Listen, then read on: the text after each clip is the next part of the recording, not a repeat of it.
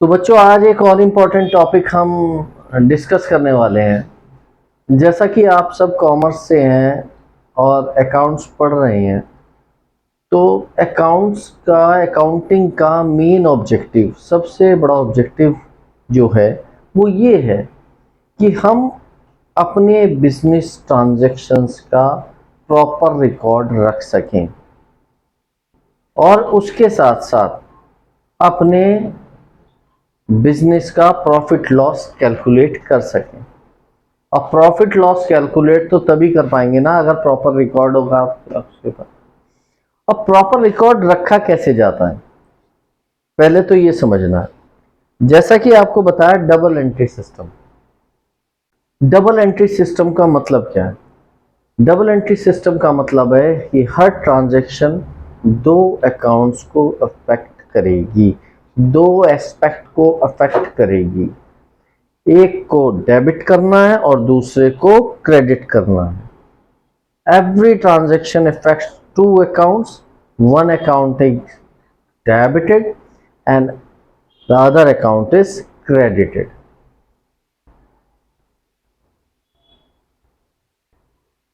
और ये अलग अलग जो हम डेबिट क्रेडिट करते हैं, इसी की वजह से लास्ट में हर ट्रांजैक्शन की डेबिट भी हो रही है उतनी अमाउंट से, क्रेडिट भी उतनी अमाउंट से हो रही है, तो लास्ट में हमारा ट्रायल बैलेंस मैच करता है। और इसीलिए इस सिस्टम को हम एक साइंटिफिक सिस्टम कहते हैं। अब सबसे जो प्रॉब्लम आती है बच्चों के सामने कि ये ट्रांजैक्शन रिकॉर्ड कैसे करनी है।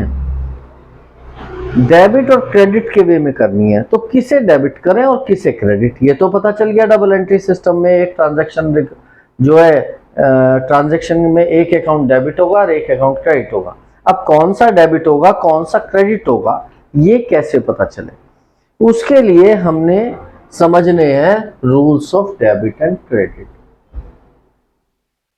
अब अकाउंट्स की कुछ कैटेगरी बना ली। सबसे पहले क्या करना है, अकाउंट्स की कैटेगरी समझनी है, यानी टाइप्स ऑफ अकाउंट्स कौन से हैं। तो दो तरह से टाइप्स ऑफ अकाउंट्स होते हैं, एक इंग्लिश मेथड है और एक अमेरिकन मेथड है। या इंग्लिश मेथड को कहते हैं हम traditional method of types of accounts, traditional types of accounts. और एक जो अमेरिकन मेथड है उसे कहते हैं मॉडर्न टाइप्स ऑफ अकाउंट्स। तो दोनों को हम समझेंगे। सबसे पहले हम समझते हैं ट्रेडिशनल टाइप्स ऑफ अकाउंट्स। इसमें जो अकाउंट्स हैं उन्हें मेजरली दो पार्ट्स में किया गया है, एक personal account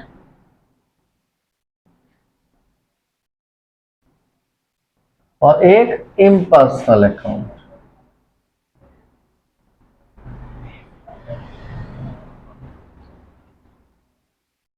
personal and impersonal.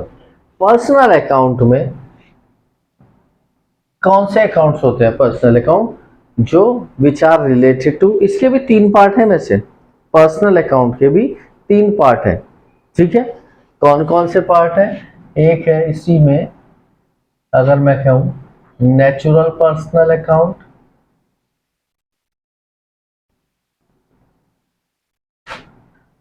एक दूसरा इसके अंदर है artificial personal account.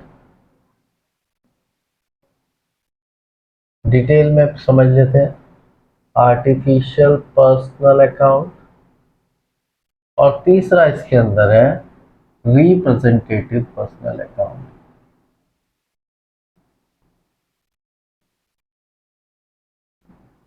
Representative personal account अब है क्या है, जरा ध्यान समझ लेते हैं। नेचुरल पर्सनल अकाउंट, अगर किसी कोई अकाउंट नेचुरल पर्सन का है, किसी व्यक्ति का है जिसे गॉड ने बनाया है, उस व्यक्ति का है, रमेश का है, सुरेश का है, दिनेश का है, महेश का है, किसी व्यक्ति के नाम का अकाउंट है। यानी आपने महेश को पैसे दिए, तो उसमें कौन कौन इन्वॉल्व है? एक महेश और एक कैश। तो महेश हो गया ना, पर्सन हुआ ना, तो वो पर्सनल अकाउंट में आएगा। तो तो पहला हो गया जो किसी व्यक्ति के लिए है, ठीक है। इसमें लिख सकते हैं दिनेश अकाउंट, महेश अकाउंट, इसके एग्जाम्पल है ना, महेश अकाउंट, अशोक का अकाउंट, किसी के भी अकाउंट्स हो सकते हैं, accounts which are related to a human being, किसी व्यक्ति के। ठीक है। दूसरे हैं artificial person. Artificial person means जो पर्सन नहीं है, इंसान नहीं है, कोई फॉर्म है। ठीक है। जैसे क्या हो सकती है, XYZ लिमिटेड, ठीक है, या ABC लिमिटेड, आर्टिफिशियल पर्सन। ठीक है। आर्टिफिशियल पर्सन है, एक ह्यूमन बीइंग नहीं है जिसे ईश्वर ने बनाया हो, आर्टिफिशियल। कोई फॉर्म हो सकती है, ठीक है, कोई इंस्टीट्यूट हो सकता है, बिजनेस फॉर्म, बिजनेस इंस्टीट्यूट, तो वो हो सकते हैं ये। ठीक है। ये सेकंड है, सेकंड के एग्जांपल हो गए। और रिप्रेजेंटेटिव पर्सनल अकाउंट, ठीक है। रिप्रेजेंटेटिव पर्सनल अकाउंट्स में क्या हो सकते हैं, पर्सनल अकाउंट ही होते हैं। ठीक है। ये कैसे हो सकते हैं, जैसे हमने अभी तक बात की आउटस्टैंडिंग, ठीक है, outstanding rent account, prepaid commission account,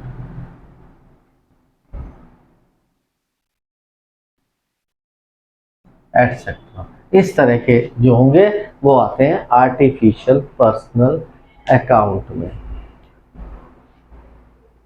ठीक है। यहां तक आप लोग समझ गए, इधर ध्यान। अब पर्सनल अकाउंट हमने समझ तो लिए, बट अभी रूल्स नहीं आए हैं, किसको डेबिट किसको क्रेडिट। तो पर्सनल अकाउंट का एक रूल है। क्या रूल है, डेबिट द रिसीवर,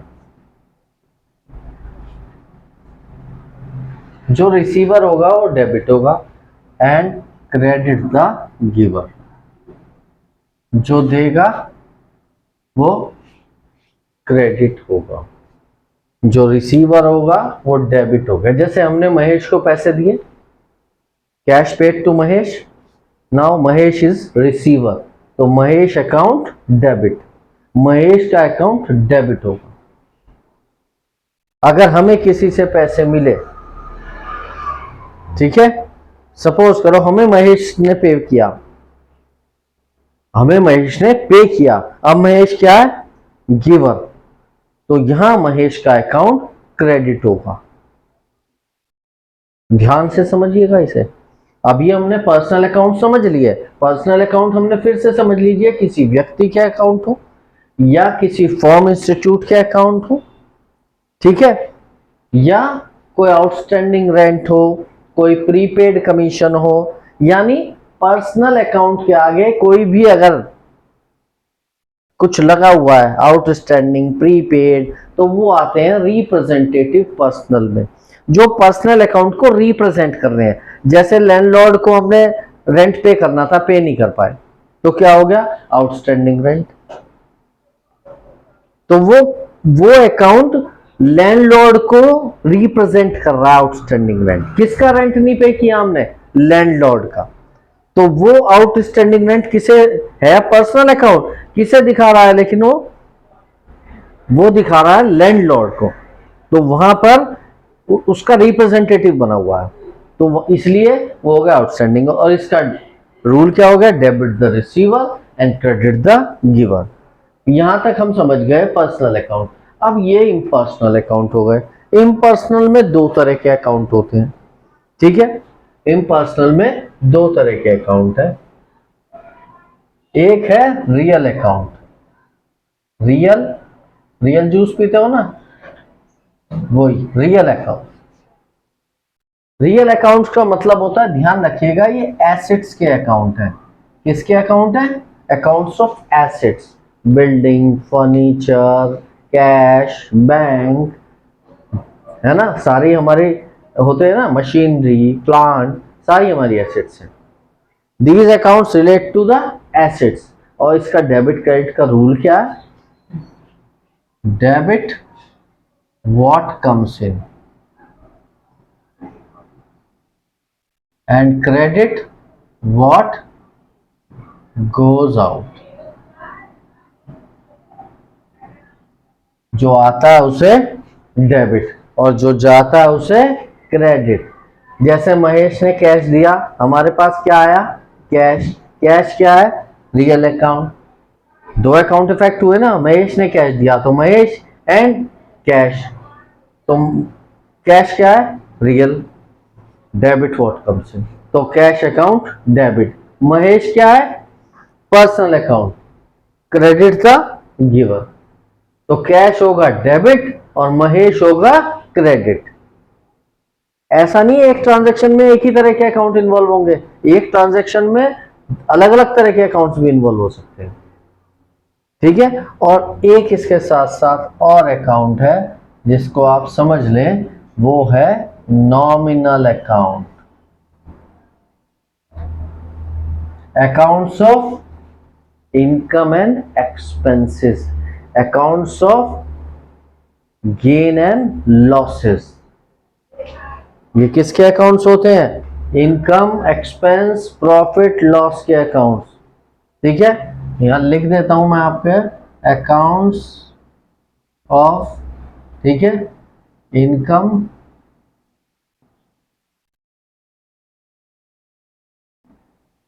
या गेन और एक्सपेंडिचर या लॉस, इनके अकाउंट्स होते हैं। अब इसका रूल क्या है, ध्यान से समझिएगा सभी। इसका rule, debit all expenses and losses and credit all income and gains. Nominal account, nominal accounts, accounts of income, gain, expenses, losses।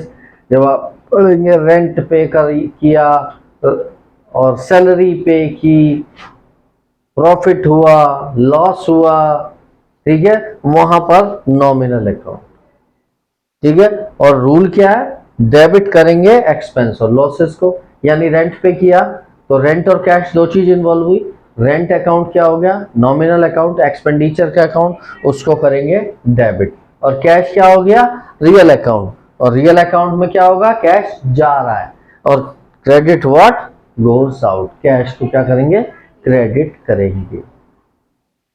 यानी जब भी कोई ट्रांजैक्शन होगी, हमारे सामने कोई भी ट्रांजैक्शन आती है बिजनेस रिलेटेड, पहले ये देखना है इसमें कौन कौन से अकाउंट इन्वॉल्व है, फिर किस टाइप के अकाउंट्स हैं वो। मान लीजिए मशीन है, मशीन एसेट्स है, एसेट्स के रूल लगेंगे। मान लीजिए किसी फॉर्म का नाम है, तो वो कौन से अकाउंट में आती है, पर्सनल अकाउंट में, वहां पर्सनल अकाउंट का रूल लगेगा। तो ये बात आपको बहुत अच्छे से समझ लेनी है, इनको ध्यान से नोट कर लीजिए। एक और बात मैं ऐड कर दूं कि ये रूल्स, चाहे वो मैं इंग्लिश वाले ट्रेडिशनल रूल्स के हों या मॉडर्न टाइप्स के हों, ये पूरी अकाउंट्स जब तक आप पढ़ेंगे, पूरी अकाउंट्स इन्हीं पर बेस्ड है, इन्हीं के ऊपर डिसाइड होती है कि किसको डेबिट करना है, कैसे एंट्री होनी है, ठीक है, एंट्री में कौन डेबिट होगा, कौन क्रेडिट होगा। तो अभी हमने जो पढ़ी थी ट्रेडिशनल टाइप्स ऑफ अकाउंट्स, या जिसको इंग्लिश अप्रोच भी कहते हैं, अब मॉडर्न टाइप्स ऑफ अकाउंट जिसको अमेरिकन अप्रोच भी कहते हैं। इसमें 5 टाइप्स ऑफ अकाउंट्स हैं, रूल बड़े सिंपल है, अकाउंट्स ऑलरेडी बहुत सिंपल है, और अगर आपको जल्दी से कोई चीज़ देखनी है तो मेरे ख्याल में ये 5 टाइप्स ऑफ अकाउंट्स ज़्यादा इजी हैं, ठीक है। कौन कौन से हैं, फर्स्ट है एसेट्स के अकाउंट, जो आप रियल अकाउंट बता रहे थे उसमें, ठीक है। एसेट्स अगर बढ़ेगी तो डेबिट, और एसेट डिक्रीज होगी तो credit. Second, liabilities, liabilities increase तो क्रेडिट और डिक्रीज तो डेबिट। आपने बैंक से लोन लिया, ठीक है, बैंक से लोन लिया तो दो चीजें इन्वॉल्व हुई इसमें, बैंक और बैंक लोन, और बैंक लोन क्योंकि लायबिलिटी है तो वो क्या होगा यहाँ पर, क्रेडिट। थर्ड, ठीक है, कैपिटल, कैपिटल इंक्रीज होगी तो क्रेडिट और डिक्रीज होगी तो डेबिट। फोर्थ, ठीक है, रिवेन्यू या गेन, अगर इंक्रीज होगा तो क्रेडिट और डिक्रीज होगा तो डेबिट। और last, expenses and losses, increase होंगे तो डेबिट और डिक्रीज होंगे तो क्रेडिट। ये 5 गोल्डन रूल्स हैं। इसमें कंपैरेटिवली बहुत इजी है, आपको 3 की जगह वही चीजें 5 जगह बांट दी गई हैं वही चीजें। वहां पर नॉमिनल में 2 चीज थी, ये अलग अलग, नॉमिनल एक ही अकाउंट में 2 चीज थी वहां पर ट्रेडिशनल में, यहाँ दोनों को अलग कर दिया गया है। और एक और आसान तरीका है, सब में क्रेडिट ही बढ़ने पर क्रेडिट ही हो रहा है सिवाय एसेट्स के और एक्सपेंस लॉस के। ये याद करने का एक शॉर्टकट तरीका। That's all.